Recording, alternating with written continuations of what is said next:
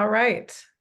I will go ahead and call the February 15th, 2024 TRPA Hearings Officer meeting to order at 2 p.m. My name is Marcia Birch, and I will be serving as the hearings officer today. First item on the agenda is approval of the agenda. Are there any changes? No. All right, seeing none, I will approve the agenda as it was posted. Item 3, public interest comments for no action. Any member of the public who wishes to address the hearings officer on any item that is not listed as a public hearing item on the agenda may do so at this time. Public comments on any public hearing item will be taken at the time those agenda items are heard. The hearings officer is prohibited by law from taking immediate action on or discussing issues raised by the public that are not listed on the agenda. All right, so let's check to see if there are any public interest comments. All right, if any member of the public would like to address the hearings officer, please raise your hand now by clicking on the raise hand button at the bottom of your Zoom screen or by dialing *9 if you've joined by telephone. There are no hands raised to comment. All right, and Jessica, I'm assuming that means there is no one in the hearing room. You're correct. There is okay. no one except for Allie and Julie and I. Okay, all right, thank you. Okay, so item number, well, I'll close the public interest comments, seeing none. Item 4 is the announcement of appeal rights. Any decision of the hearings officer is appealable to the TRPA governing board. The notice of appeal, which can be found on TRPA's website, and associated fees must be filed within 21 days of the hearings officer's decision. Okay, and that brings us to our public hearing items. And we will start with item 5A, which is the Wolpe Land Capability Challenge 4127 Verbier Road, Tahoe City, Placer County, California, assessor's parcel number 083-450-008, TRPA file number LCAP 2023-0301. All right. This is Julie Roll. This is my item. So this agenda item's a land capability challenge. It was reviewed on behalf of TRPA by our outsourced consultant, Phil Skold, who is joining us virtually today. Based on the field investigation, TRPA recommends changing the land capability designation from Class 1C to Classes 2 and 4. And Phil can give us a little more in-depth overview of the project. Thank you, Julie. This is a land capability challenge on a fairly high elevation lot right up there next to Alpine Meadows. It's a steep parcel, and the site map shows that we have slopes for about 2/3 of the site being under 30% and 1/3 of it being about 1/3 above 30%. So that makes a big difference in terms of land capability. Anything that is over 30% slope is going to be considered either a Class 2 or Class 1A, something like that. Class 2 versus 1A just simply infers that they're deep soils. So you can see, like with the photograph that's on the screen, these soils were excavated with a backhoe down to 5 feet or more, and so they didn't have any layers in them that sort of would restrict water movement or prevent plants from growing deep. The major limitation up at that elevation is just it stays colder longer. But in this case, from a land capability point of view, we had 2 soil pits. They both showed high capability conditions, and when you factor that into their slope category, they came out as Class 4 for slope 16 to 30%, and then those that were steeper were Class 2. The only sort of wrinkle, you might call it, to this whole analysis was that right in the vicinity of the house, you can tell when you're standing on the ground that there's been some ground disturbance and the slopes immediately next to the house were probably not reliable. So we looked at the vacant lots that were to the right and to the left of it, just to help us inform what was likely the historical condition. And it appears that the house was sort of built right at a spot where it was a little bit steeper going a little bit further to the south, a little less steeper going to the north. But what we drew lines sort of interpolating what was happening on adjacent properties, since the lot itself had enough disturbance up closer to the road. All right, thank you, Phil. Julie, have we had any public comments on this item? No, we have not. Okay. So I read the staff report, and Phil, I appreciate your explanation. It's always helpful. And I don't have any questions at this time, so I will go ahead and open this up to public comment. If any member of the public would like to address the hearings officer on this item, please raise your hand now by clicking on the raised hand button at the bottom of your Zoom screen, or by dialing *9 if you joined by telephone. There are no hands raised to comment on this item. Okay, You just comment, the consultant for this project's not available today. And she traded emails with us saying that she wasn't going to be available, but she didn't seem to have any questions prior to this. okay, thank you, Phil, because I just assumed that one of these squares here was the consultant for this project. But they didn't have any questions as far as their communication with you.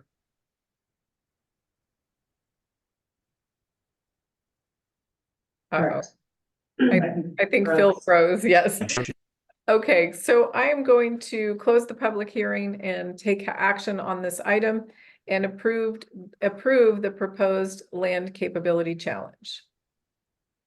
All right. We will move on to item 5B.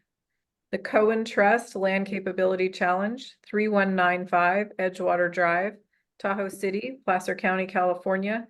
Assessor's parcel number 093-072-001, TRPA file number LCAP 2023-0352. And I think this might be Ally's project. No, this is It's Julie Julie again. too. Yeah, Ally has the last one. So yeah, this is another land capability challenge. This was also reviewed by Phil Scholes. For this one, the staff recommendation is to change the land capability from class 3 to class 6. So hopefully if Phil is unfrozen, he can give us some more information on this project as well. Was my voice really choppy before? Yeah, it just froze a little bit. Okay. Yeah, wave at me if it goes that bad again. This was a land capability challenge done over in the Dollar Point area. We've done several challenges over the last couple of years in this neighborhood. And this was very consistent with those challenges. And what we found is that the surface layer of the soil is what we call colluvial material. It's stuff that erodes from above and moves by the force of water or gravity. And what it's burying is an old beach from Lake Tahoe. There was a time when Lake Tahoe was much higher, and you can see in this photograph, the stockpile of dirt has got all these rounded gravels and cobbles. So those were wave washed gravels at one time when the lake was essentially at the shoreline. And whereas if it were just other kinds of rock that gets moved down by the force of gravity, it'd be much more angular. And so in this case, we don't have a soil series for these ancient shorelines that are rocky, gravelly kind of material like this. And so it comes out as an unnamed soil type, which we call XXX in the Tahoe Basin. And for slopes 0 to 16%, that's a class 6 if it has no limitations. Even the rocks themselves don't really count as a limitation because plants and stuff can sort of get their roots all the way down to the bottom and use that space to grow from. So this comes out as a class 6 because the entire parcel was less than 16% slope. All right. Thank you, Phil. Julie, have you had any public comment on this item? No, I have not. All right. And is anyone here from the applicant who would like to speak? You don't see any hands going up. Okay. All right. So again, I thank you for your thorough explanation, and I don't have any questions, and I'll open this for public comment. Okay, if any member of the public would like to address the hearings officer on this item, please raise your hand now by clicking on raise hand at the bottom of your Zoom screen or by dialing *9 if you've joined by telephone. There are no hands raised to comment on this item. All right. Thank you, Jessica. We'll close the public hearing, and I will take action and approve the proposed land capability challenge. Okay, we will move on to item 5C, and this is Ally's item. This is Skywalker Investments Access Bridge Replacement, 1615 River Road, Tahoe City, Placer County, California. Assessor's parcel numbers, and there are several, 095-130-014, 095-130-012, 095-130-013, and 095-140-023. TRPA file number ERSP 2023-0208. All right, Ally, take it away. Thank you, Marcia. And I'm actually going to pass this over to Arlo, who is one of our consultants who helped review this project and prepare some documents. So I'm going to pass it to Arlo to give a quick presentation. Thank you. Good afternoon. My name's Arlo Stockham. Thank you for having me here. If we have any connection issues, I'm sure Ally can pick this up. I did the outsource review working pretty closely with Ally, and I see the applicant, Jackson Riallo, is also on the line. It's a little bit of an atypical project, so we wanted to give a little project overview here just to supplement the material in the staff report. Jessica, if you're able to advance the slide to our area. This property or group of properties is historically known as Rampart on the far side of the Truckee River, about halfway between Tahoe City and Alpine Meadows. There's a new property owner cleaning up a whole bunch of prior violations and issues that were created by the prior owners. A few of those biggies were the bridge collapsed and was removed under an emergency order a couple years ago. Everything within the river was properly removed and properly permitted at that time. There are also some compliance issues on the site. One is that the current assessor parcel numbers and configurations were not approved by TRPA. So in order to do separate development on each of those parcels, that approval is going to need to happen. So for this bridge project, it's a combined area for coverage, a combined project area, and that'll need to be addressed in the future.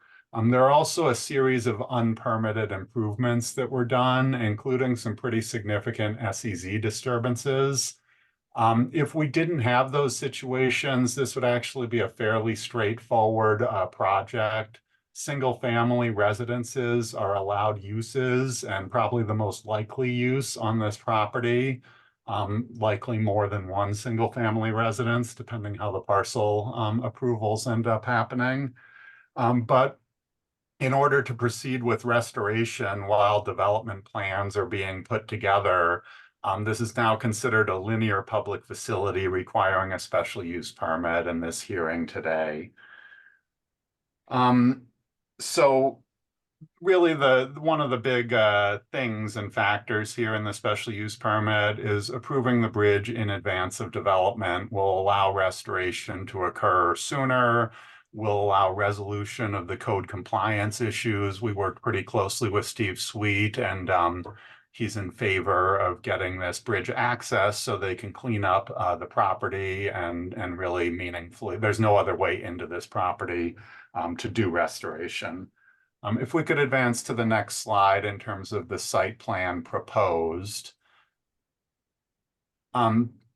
It's a bridge that then on the far side of the river crosses through a stream environment zone to get to a pretty significant development area on high capability land.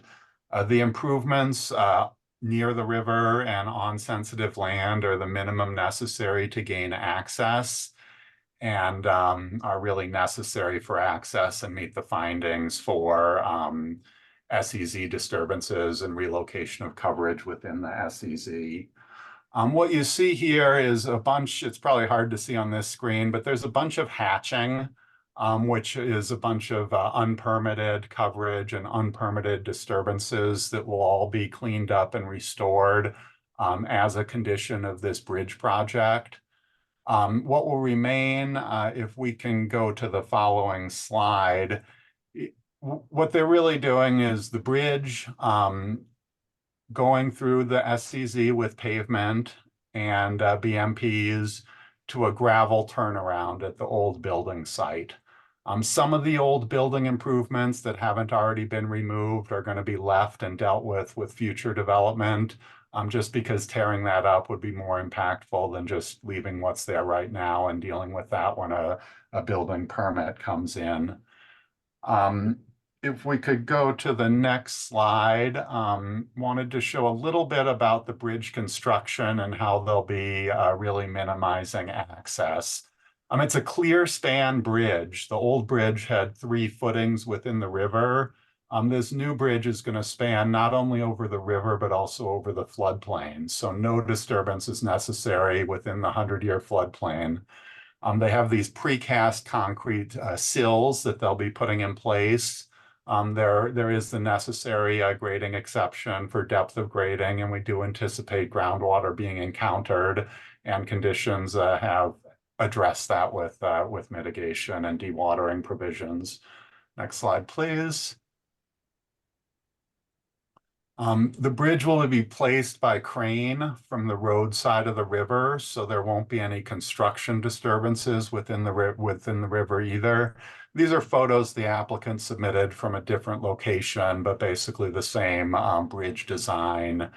And then the next slide kind of shows the final product, which addresses, you can see it's clear span, and you can see it addresses the scenic requirements, both with the materials used and concealed conduit for all future utilities. So it'll look something like this just over the Truckee River when completed, and it'll also look the same once development occurs on the far side of the river with all the concealed utilities. So with all of that, I haven't gone into all the details. There is some coverage relocation, there is mitigation. Overall, the project addresses code requirements, meets the required findings, and we recommend with conditions of finding of no significant impact. Happy to answer any questions. I'm sure Allie could as well, and Jackson may want to supplement what I've said. Thank you. Thank you, Arlo. Yes, I would like to hear from, did you say it was the owner, Mr. Riallo? If he would like to speak, I'm happy to hear from him now. Hi there, Marcia. Yeah, this is Jackson Riallo. I'm actually not the property owner. I work as a land use planning consultant for Xline & Company. Appreciate the time and the ability to speak to the project today. I was actually going to say, Arlo did a fantastic job providing additional context given the complication or the complicated nature of this property and this project in general. I guess I'll just kind of speak to some of the same issues, but just elaborate on them a little bit. I will say I was not personally working on the project with the previous property owner, but the owner, the principal planner of Xline & Company was, and from all indications that I've seen, the previous property owner was really difficult to work with, conducted illegal work, and didn't make a real concerted effort to try and rectify the situation. As Arlo pointed out, the restoration work, there was a cleanup and abatement order issued by Lahontan on the property to conduct all of the restoration activities on the far side of the river. That work could never take place until the bridge was restored or replaced, because the previous bridge that ended up collapsing was deemed unsafe to move heavy equipment across the river with, and sure enough, it actually ended up collapsing. So really the reason I'm bringing all of this up is the new property owner here is really just trying to make everything right and make the property come into full compliance here. So we've really tried to design the project in a way that meets fire code requirements, that is, the least impactful to the SEZ and to the floodplain in general, and really to clean up the property itself. As Arlo mentioned, there is a future development proposed. It's not currently proposed, as in an application has been submitted to TRPA, but it is in the works of being designed right now on the far side of the river. All other kind of the cleanup and abatement order and the code compliance issues will be taken care of immediately following the installation of this bridge, if we're approved. But all of the other kind of improvements that are remaining on the high capability lands that Arlo was mentioning will be removed and restored with the ultimate development of the property as well. So yeah, I'm happy to answer any other questions. I don't want to, repeat everything that Arlo said, but he really did a great job of providing the context of kind of what's going on in the property and the history of it. So yeah, just let me know if you have any questions, and I'm happy to answer anything. I will, thank you. I did have a few questions, but Arlo answered them as he went through his presentation. That was very helpful. And I just wanted to ask Allie if she has any comments about, of course, this is a somewhat unusual project. I now fully understand the need for it in advance of any other, the development proposal itself. And and as I went through the findings, there are certainly areas where it appears that the impact of the SEZ is it has been reduced to the smallest possible impact. And I just wanted to see, Allie, if you had any thoughts on that.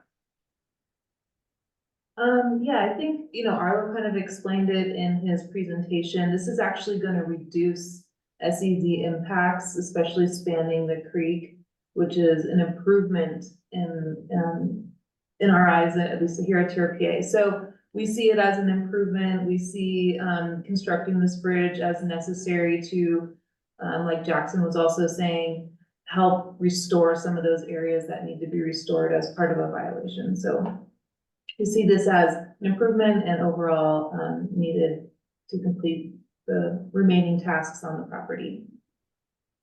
Yes. Okay. Thank you. That was my overall impression. And I did, as I read through the permit too, in the staff report, there are some references to the project area that, seem to encompass the 4 parcels. But the permit is very specific for the bridge and that approximately 100 feet of access. Yep, correct. Okay. All right. Thank you. So I don't have any additional questions. So I will open this up for public comment. Okay, if any member of the public would like to address the hearings officer on this item, please raise your hand now by clicking on the raised hand button at the bottom of your Zoom screen or by dialing *9 if you've joined by telephone. And we do have one hand raised. Chris Hamrick, if you unmute yourself, you can address the hearings officer. All right, can you guys hear me? Yep. Yes. Great. So I'm actually the property owner across the river at 1619 River Road.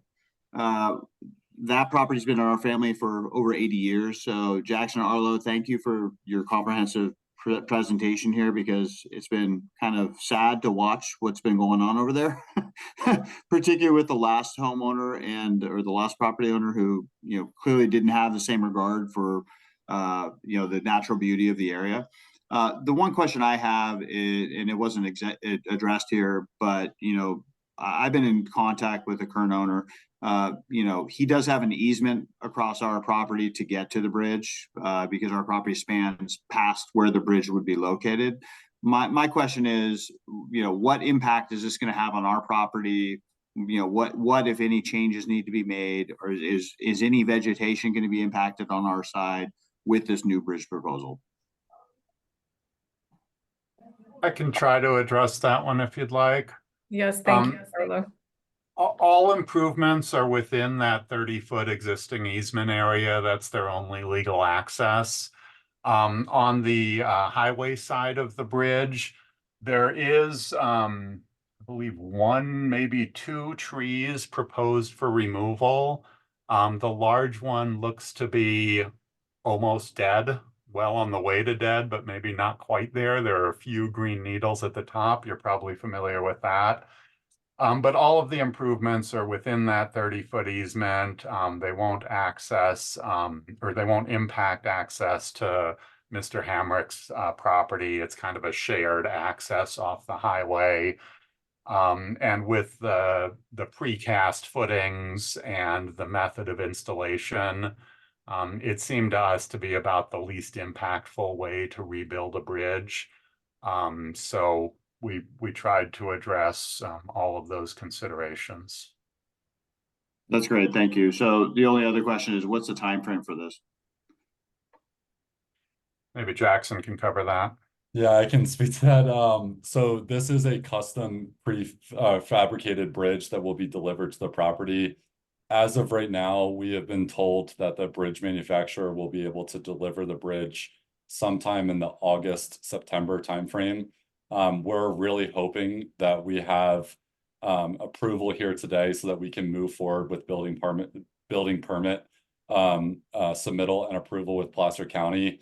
And that way, as soon as the bridge is delivered, and we're hopeful that that will be on the August end of that time frame, it allows us to still conduct the restoration work on the other side of the river before the grading season.